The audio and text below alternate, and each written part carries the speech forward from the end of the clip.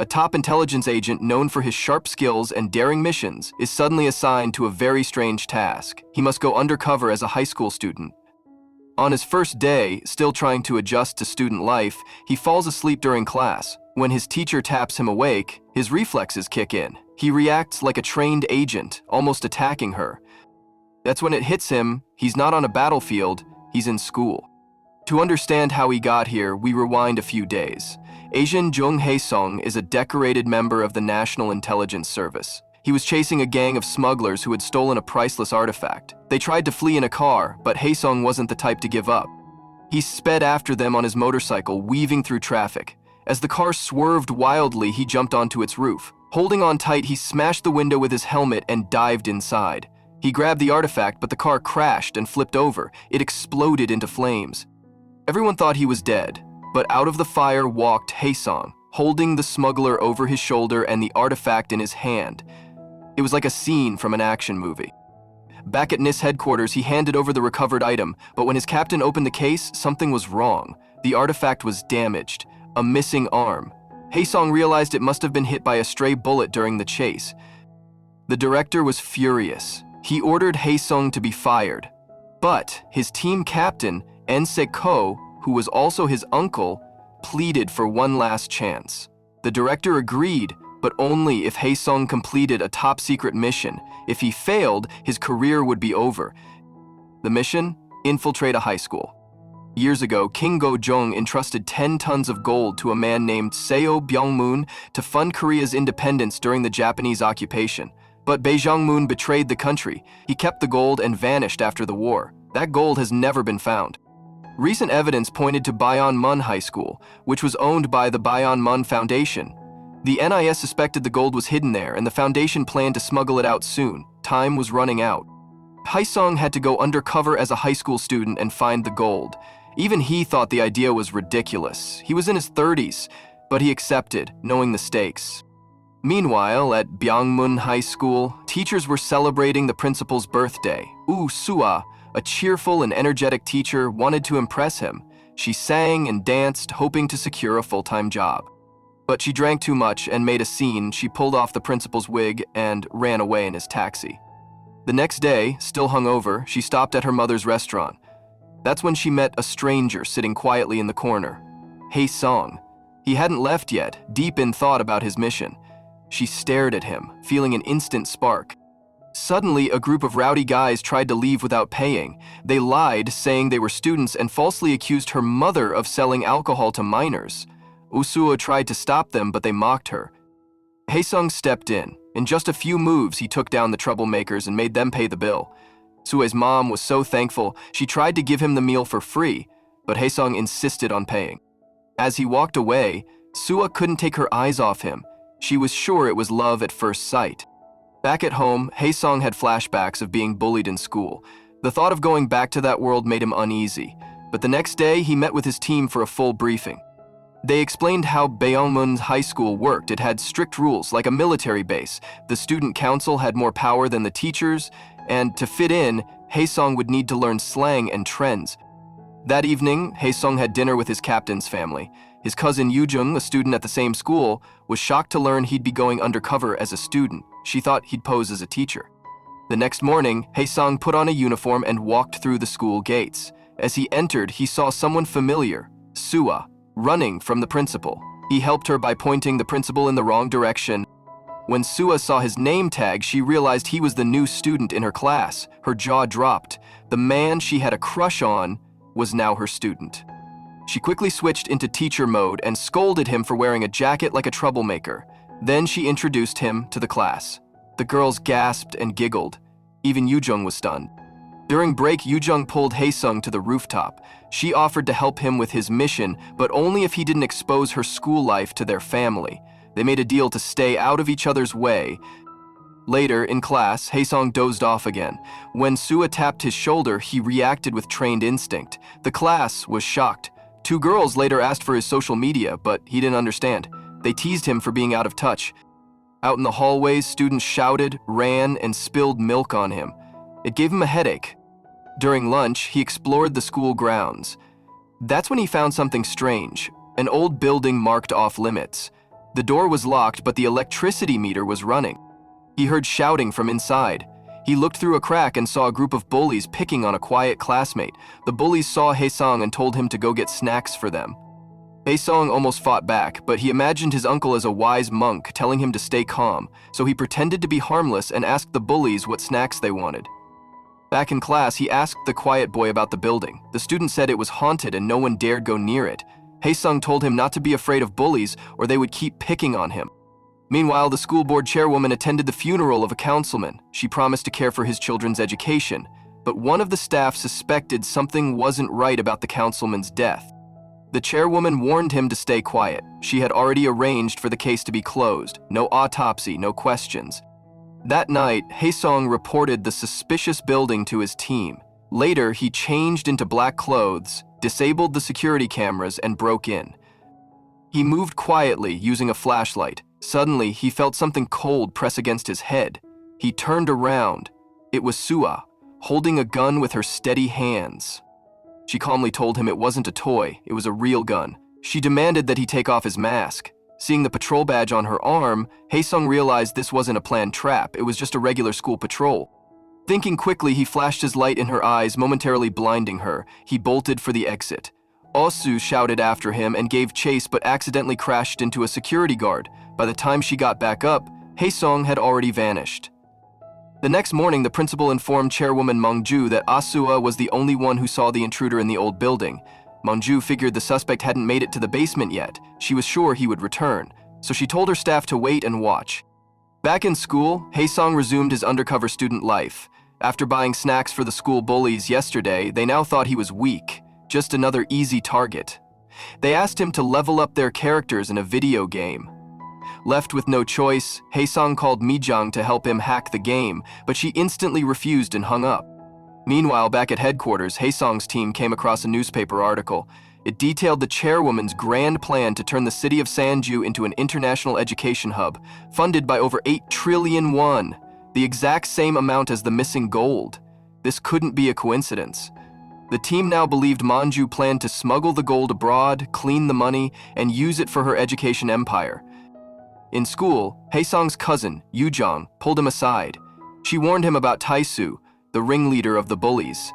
His father was a powerful politician, and he used that power to intimidate others. Later in class, Haesung noticed that Dongmin was missing. When Osua asked where he was, Taisu smoothly said that Dongmin wasn't feeling well and had gone home. Osua accepted the excuse, but Haesung didn't believe a word of it. During a break, while trying to level up Taisu's game character, Haesung noticed something strange. The school director was entering the old building. Curious, he tried to follow, but a guard chased him away. Haesung moved to a quiet corner and called his captain to report. Just as he ended the call, he heard something strange. A noise from a nearby trash can. He opened the lid and was shocked to find Dongmin curled up inside, bruised and filthy. Haesung knew right away who was responsible. Taisu. Dongmin was too scared to report anything. He explained he had no family except his elderly grandmother. He couldn't risk making enemies. Just then, Sua arrived. She saw Dongmin covered in dirt and glared at Haesung, thinking he was the one who bullied him. Dongmin quickly said he fell by accident and rushed away. Haesung returned to class and Taisu, who had seen everything, was furious. Later, at the student council meeting, Taisu accused Haesung of letting Dongmin go without permission. He acted like he owned the school. Yujong, a member of the council, stood up to him, calling out his bullying. But Taisu mocked her, saying she was just a lapdog for the student council president, Yena. Yena, annoyed by the commotion, told Taisu to apologize. He didn't want to, but after she reminded him that her mother could ruin his father's political career, he gave in. After lunch, Dongmin told Haesung a chilling urban legend about the old building. Ago, a ballerina was bullied by classmates. One day she was hit by a car and lost her legs. She later took her own life, and her body was supposedly hidden under the building's floor. Since then, security guards had seen her ghost. She was said to appear every night at the time of her death, searching for her lost dream. Haesung laughed it off, but Dongmin was serious. He showed him a video of a figure lifting its head inside the dance studio. Before Dongmin could finish, Taisu and his gang barged in. Taisu spit in Dongmin's lunch and forced him to eat it. Haesung had had enough. He called Taisu disgusting. Taisu lost his temper, flipped his tray, and attacked. Haesung easily blocked the blows and took him down with one clean move. Taesu tried to fight back, but Osua arrived and stopped it. Both boys were taken to the vice principal. There, Taesu was let go immediately. Usua was told to punish Haesung. She asked if there had been any earlier issues between them. Haesung told her that if Taesu had started it, he should have been reported. But Haesung remembered all too well what it felt like to be bullied while adults looked away. He asked Osua if she truly didn't see what was happening, or if she just pretended not to. He walked off, leaving her shaken. Elsewhere, Haesung's team back at HQ debated whether to step in, but his uncle proudly claimed Haesung could handle anything. Just then, the NIS director came in. He showed everyone security footage of the cafeteria fight. The captain apologized, and the director scolded Haesung, reminding him of his father's legacy and his duty not to disgrace it. At night, Haesung lay in bed, remembering the last time he saw his father, walking out the door, never to return. The thought of failure weighed heavy. Meanwhile, Taesu, furious after being humiliated, began plotting revenge. A gangster he knew demanded repayment for an old debt. Taesu refused, but the gangster said he'd take ID cards instead, for illegal gambling. Taesu got an idea. He visited Dongmin at work and pretended to be a friend. He told him about a fake scholarship, saying he needed his grandmother's ID card to claim the prize. Dongmin, trusting him, agreed.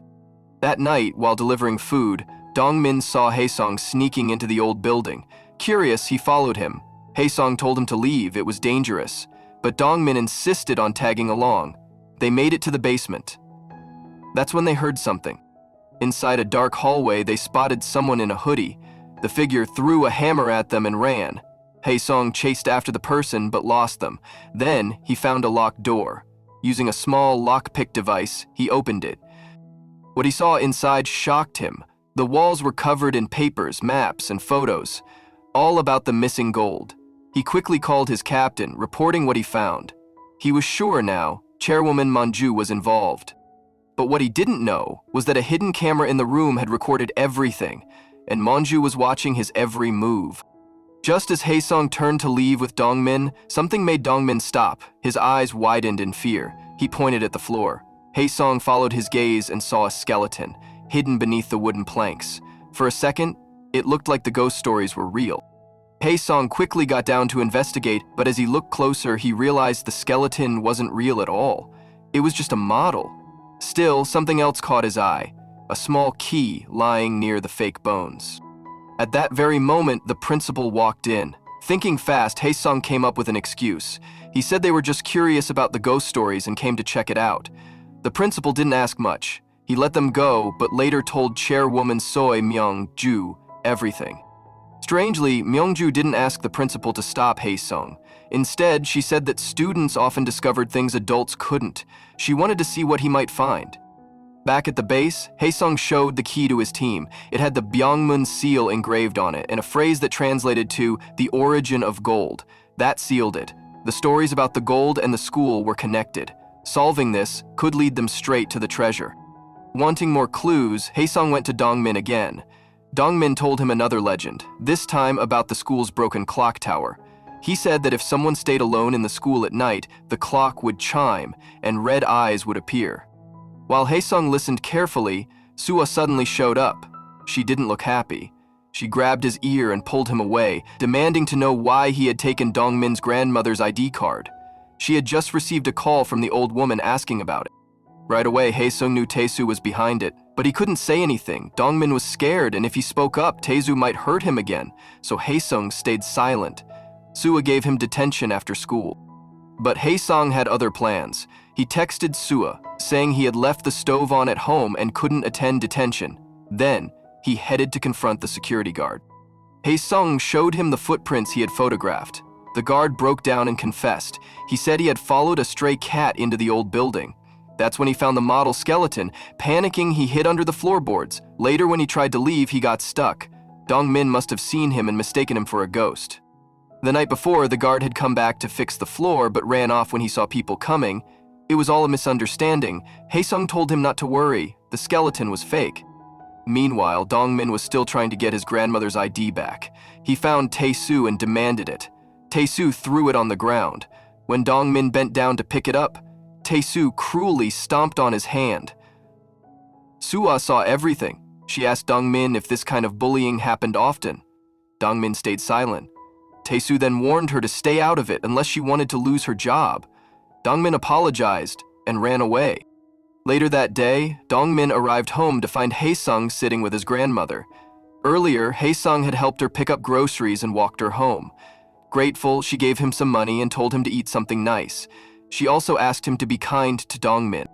Before leaving, Hae-sung gave Dong-min his phone number and told him to call if he ever needed help. It was the first time Dong-min truly felt someone cared about him. That evening, Hae-sung and Soo-ah bumped into each other at a convenience store. Soo-ah apologized for doubting him. Hae-sung didn't blame her but admitted he should have paid more attention to Dong-min. He handed her the money Dong-min's grandmother had given him, saying it wasn't much, but it meant a lot. He hoped she would become a teacher worthy of such trust.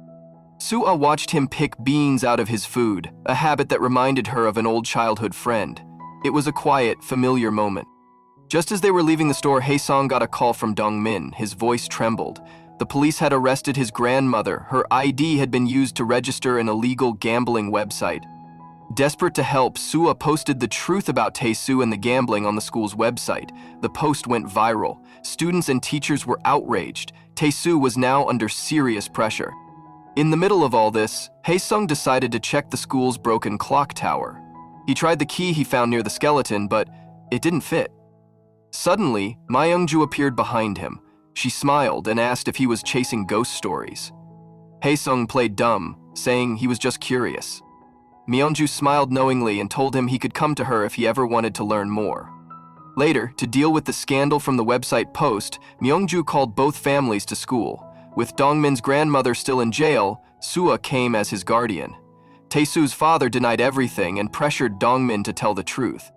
Tae-soo leaned in and told Dong-min to clear his name. Soo-ah encouraged Dong-min to speak up. After a long pause, Dong-min lied. He said the post was fake and claimed that Hae-sung was the one who hit him. Soo-ah couldn't believe what she was hearing. In a flashback, we saw the truth. Tae-soo had threatened Dong-min with a knife the night before. He told him that if he didn't blame Hae-sung, his grandmother would die in prison. Dong-min didn't share any of this with Soo-ah. He just begged her to stay out of it. Later, Hae-sung confronted Dong-min. He asked if Tae-soo had threatened him. Dong-min finally admitted it. He said he was tired of being at the bottom while Tae-soo got away with everything. He told Hae-sung that he couldn't possibly understand.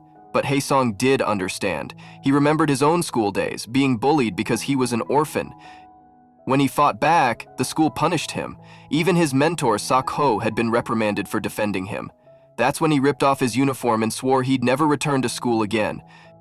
Thankfully, Sak-ho had arranged for him to study at home. It saved him. Now, seeing Dong-min suffering the same way, Hae-sung was determined to protect him.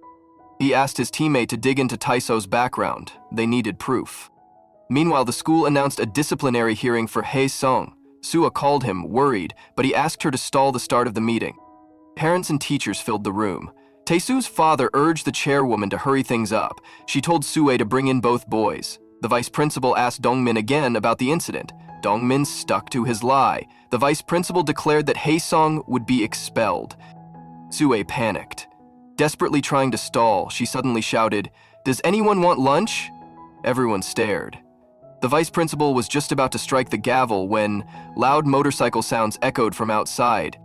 Hae-sung burst into the room, helmet in hand. He wasn't alone. Trailing behind him was a man, someone very important, someone who might just change everything. Earlier that day, Hae-sung had gone to confront the gangster behind the illegal gambling ring. Dressed in his school uniform, he walked straight into the enemy's den. The gangsters laughed at the sight of him. A high school kid, standing in front of them like he owned the place? They didn't take him seriously. But they should have. The gang leader gave the signal. His men charged at Hae-sung, but they were no match. With quick reflexes and precise strikes, Hae-sung knocked them down one by one. Just as the fight ended, his backup arrived. But they were too late. Hae-sung had already handled everything. While Hae-sung kept the gang leader restrained, his teammate Mi-jung downloaded important files from the gang's computers. The data would prove the connection between the gang and Tae-soo. Back at the school, Hae-sung arrived at the disciplinary hearing, dragging the gang leader with him. Everyone stared in disbelief. The room fell silent. The gangster confessed everything. He revealed that Tae-soo wasn't just a member of the gambling site. He was a VIP. He had helped recruit students and steal IDs to fund his own debts. One of those stolen IDs? It belonged to Dongmin's grandmother. Tae-soo denied it all. His father quickly stepped in, arguing that none of this proved bullying. Even if his son gambled, it didn't mean he picked on Dongmin. And besides, wasn't this hearing supposed to be about Haesung? The vice principal, clearly uncomfortable, was about to announce Haesung's expulsion. That's when Dongmin stood up. His voice trembled, but he spoke the truth. He pointed at Tae-soo and said, "He's the one who bullied me, not Haesung." Haesung didn't waste a second. He tossed a USB drive to Sua, who plugged it into the projector. On screen, a video played. It showed Tae-soo handing Dongmin's grandmother's ID card to the gang leader. The room gasped. The evidence was undeniable. Tae-soo, now cornered and furious, lunged at Haesung and punched him. Haesung punched back, but only once. Myungju, the chairwoman, had seen enough. To protect the school's reputation, she expelled Tae-soo on the spot. After the hearing, Dongmin quietly approached Haesung and apologized. He felt guilty for lying earlier. Haesung smiled and told him he understood.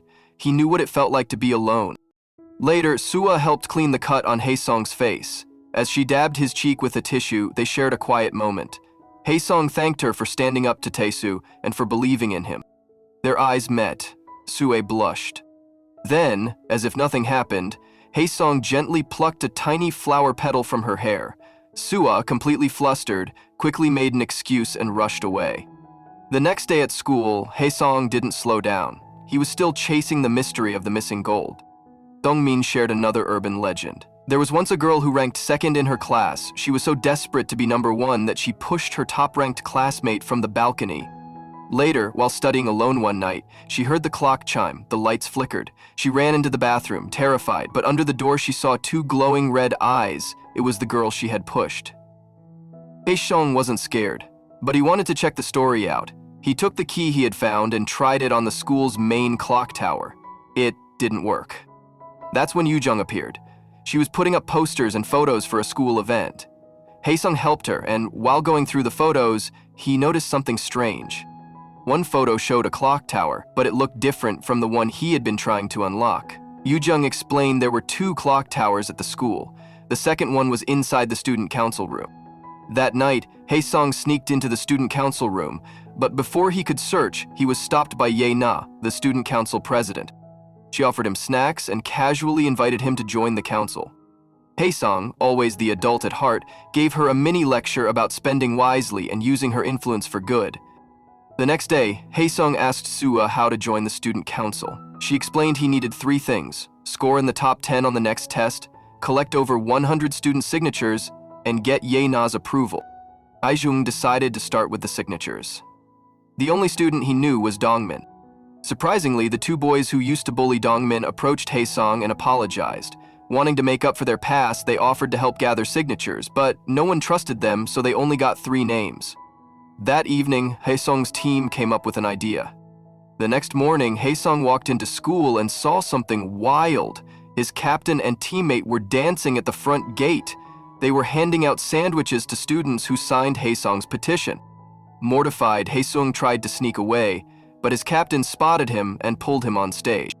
After dancing for a few seconds, Haesung slipped into the crowd, but the damage was done. He had the signatures. Later that day, Yoo-jung confronted Haesung. She was furious. She didn't want anyone to know she was struggling in the student council. If Haesung joined, it might expose her secrets. She even threatened to reveal his real identity. Meanwhile, Ye-na learned about the 2 clock towers. She also saw Haesung's petition. Sensing that he might be useful, she decided to support his candidacy. After school, Ye-na caught her mother, Myungju, talking with the principal. They pretended to be a loving family in front of others, but the moment they were alone, things changed. Myungju handed Ye-na her daily medication and reminded her she had to stay number 1. Back at the agency, Haesung got unexpected news. Because he hadn't reported his undercover mission to the Ministry of Defense, he was being called back for emergency training. He told Sua he was sick and couldn't come to school. Sua, concerned, said she would bring him some porridge. Haesung panicked. His school file listed an abandoned apartment as his home. If Sua showed up, his cover would be blown. He raced to the apartment and called his team. They had 24 minutes to turn the empty space into a believable teenage boy's room. With help from neighbors, they scrambled to set everything up. Just as they were finishing, Sua knocked on the door. The team hid in the closet. Haesung cracked the door open, took the porridge, and hoped she'd leave. But he spilled the porridge on her pants. She asked to use the bathroom. He couldn't refuse. Inside, Sua saw the mess and offered to clean it. Haesung tried to stop her. She tripped. He caught her. They fell and accidentally kissed. Inside the closet, one agent tried not to sneeze. Another kisses him to stop him sneezing, but he accidentally passed out, falling out of the closet. Chaos erupted both inside and outside of the closet, and just like that, the quiet mission got very, very loud. Sua stared in disbelief. One man had fainted, 2 others had come stumbling out of the closet, and all of them were wearing shoes. She blinked, trying to make sense of the scene. The captain quickly stepped forward and tried to explain. He said Haesung worked at his restaurant part-time, and the others were co-workers. They had simply come to check on him. But Sua wasn't buying it. Who hides in a closet wearing shoes? She crossed her arms and demanded a proper explanation. Caught off guard, the captain panicked. His partner, thinking fast, grabbed Haesung by the shoulders and said he needed medical attention. Then, like a dramatic scene from a movie, they rushed him out the door, shouting about taking him to a doctor. Back at headquarters, the team laughed nervously, but the incident left Haesung rattled. He realized Sua's suspicions hadn't gone away. To avoid risking the mission, he decided to keep his distance. But no matter how hard he tried, he couldn't stop thinking about that accidental kiss. Every time he touched his lips, he blushed. Meanwhile, Sua talked to her colleague, Ms. Kim. She admitted that Haesung didn't feel like a regular student. He reminded her of the mysterious figure she saw in the old building, and she couldn't forget how he somehow brought a known gangster to a school hearing. She dug deeper and discovered something odd. The car, parked in front of his listed apartment, was registered to him, not to a guardian. Nothing about him added up. One night, a little tipsy from too much wine, Sua rang the doorbell of what she thought was her neighbor's place, but it was actually Haesung's real apartment. Seeing her on the security camera, Haesung quickly disguised his voice and told her she had the wrong address, but then he just watched, a smile playing on his lips. She looked cute even when drunk. When her mother came to take her back, Haesung peeked out the door. That's when he discovered something shocking. Sua lived right across the hall. A few days later, the school posted the midterm results. Haesung nervously checked the list. He had ranked 10th. He called his team, who were so happy they screamed and hugged. The captain even cried a little. Ye-na, usually the top student, had come in second. Yu-jung had beaten her for the first time. Though Ye-na congratulated her with a smile, her true feelings surfaced later. In the student council room, Ye-na saw a message pop up on another student's computer. It was a group chat secretly mocking her for losing her top spot. They even suggested she should step down as president. When her mother, the chairwoman, heard about her second-place rank, she summoned her. Nervous, Ye-na rubbed her arms. Her mother sat stone-faced and offered no comfort, just more pressure. With all the requirements met, Haesung submitted his application to the student council. 2 other students did as well. Now it was up to Ye-na to decide. Haesung's team tried to brainstorm ways to win her favor. One teammate suggested folding 1,000 paper cranes. Another wanted to fake a kidnapping so Haesung could rescue her. Haesung, embarrassed, went with a simpler plan. He gave her a glass of water with a leaf on top, trying to act like a knight from a fairy tale. But it didn't land. Ye-na asked him to take it away. The crowd cringed in secondhand embarrassment. To everyone's surprise, the next morning, the school announced that Haesung had been selected. Sua, still suspicious, called his supposed middle school, but the call was intercepted. Haesung's female teammate pretended to be a teacher and praised him as an exceptional student. Still not satisfied, Sua asked Miss Kim to investigate the restaurant. She filmed everything, but the staff acted perfectly normal, no evidence. Meanwhile, Yu-jung asked Haesung to pretend they didn't know each other in the council room. She didn't want anyone discovering her secret. Haesung agreed. But Ye-na, watching from the floor above, noticed the way they talked. Her vice president teased her about having feelings for Haesung. Ye-na didn't deny it. She invited both of them to dinner. Yu-jung tried to say no, but Ye-na insisted, and gave her a used napkin like she was handing something to a maid. At the restaurant, Ye-na noticed Haesung wasn't in uniform. She liked how he looked in casual clothes, but when she saw how Haesung greeted Yu-jung, her jealousy sparked. She ordered Yu-jung to run an errand to buy her new stockings, but Haesung stopped her. He told Ye-na to stop treating Yu-jung like a servant. After Ye-na left, Yu-jung opened up. She had joined the student council by becoming Ye-na's assistant. She had hoped to keep her dignity around Haesung, but it was now gone. Later, Yena confronted her mother about why she approved Haesung's application. Myeonju coldly replied it was her decision. She warned Yena not to question her and made her promise to never lose the top rank again. As a new council member, Haesung investigated the council room. He tried using the key again, but found nothing. Then, someone slipped a note under the door. It read, "Nice to meet you, Agent Haesung." Startled, he handed it to the director. Whoever had written it knew his identity. The director ordered an investigation.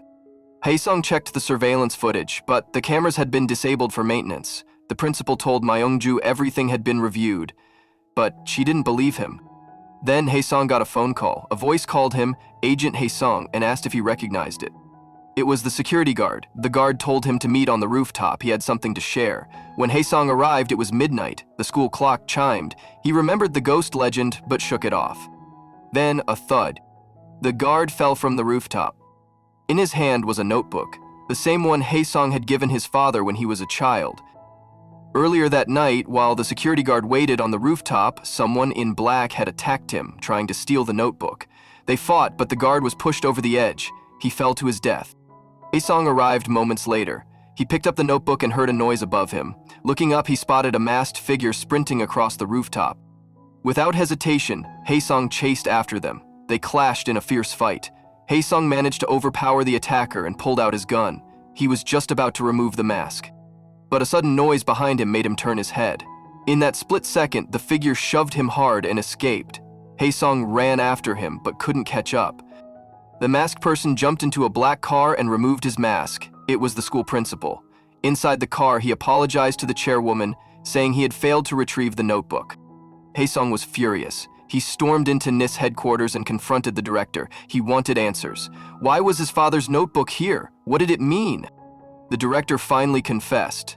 His father had been on the same mission, finding the missing gold. That mission had led him to Bayongmun High School, and he never came back. Still shaken, Haesung met his captain on the rooftop. He asked, voice trembling, if the captain had known the truth all these years. The captain swore he hadn't. Haesung opened the notebook. It was full of research, school legends, and little memories. One note broke him, a promise to take his son stargazing. Haesung closed the notebook and skipped school the next day. When he returned, the school had already released a statement. The guard had left a suicide note, they claimed. Rumors flew around the school. Some students believed it was a ghost from the rooftop legend.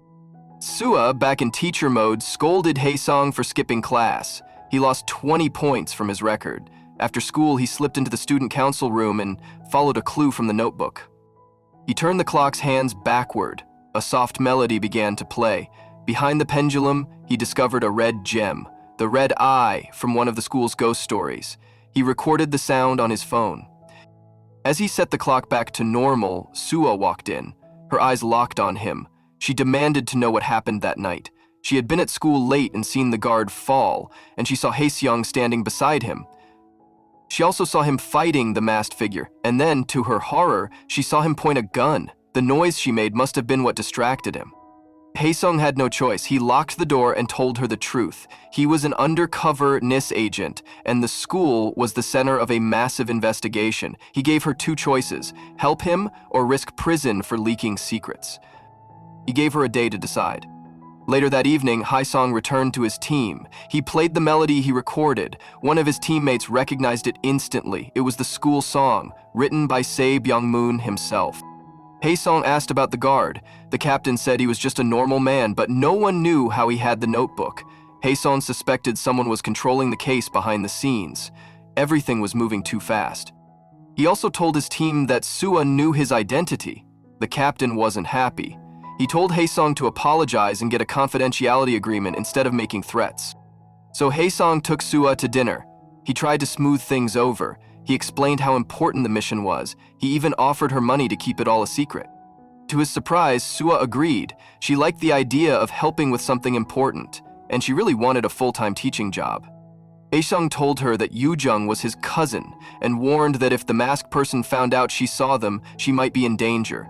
He gently held her hand and promised to protect her. Sua blushed and quickly excused herself, heart racing. Haesung, meanwhile, was left confused by her reaction.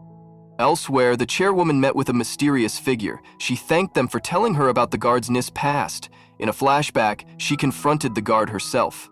She asked why he contacted Haesung. The guard replied that the boy deserved to know what happened to his father. The notebook was the key. Before leaving, he told her to deliver a message to Director Kim. Just as the first mission had failed, this one would too.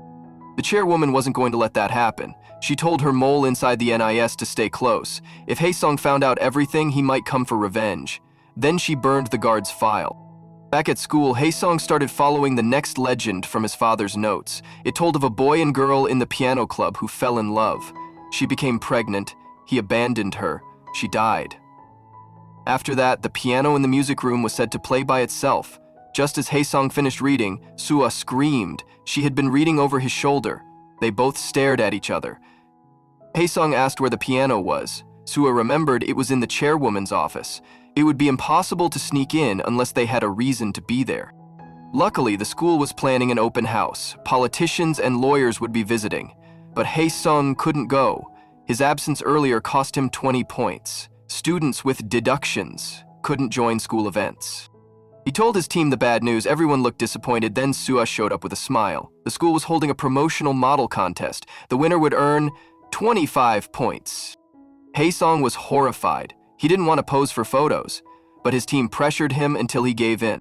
At the shoot, Haesung looked stiff and awkward. He was clearly uncomfortable. Sua noticed and pulled him aside to help him loosen up. With her guidance, he relaxed. His next round of poses made the girls watching scream with excitement. Then it was Yena's turn. The photographer asked her to show her arms. She froze, then stormed off.